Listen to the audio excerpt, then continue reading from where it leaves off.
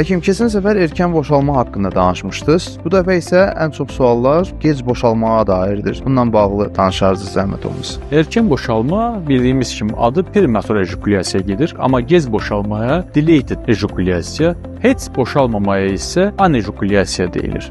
Gec boşalmaya mən gec boşalma yox, səbr imtahanı kimi adlandırıram. Cinsi əlaqə və masturbasiya zamanı kifayət qədər ereksiyanın və stimulun olmasına baxmayaraq, boşalmanın ya gec olması, ya da heç olmaması. Ən çox rast gəlinən səbəbləri: 1. Psixolojik səbəb, stress, depressiya və münasibət pozğunluqları. 2. Dərmanlar, xüsusən antidepressantlar. Bu hansı antidepressantdır? Selektiv serotonin geri alıb inhibitorları və bəzi təzyiq dərmanları. 3. Sinir sistemi xəstəlikləri. 4. Hormonal xəstəliklər, əsasən zovq xəstəliyi. 5. Cərrahi müdaxilələr, buna prostat və sidik hissəsi əməliyyatları daxildir. 6. Həddindən çox masturbasiya. 7. Alkoqol.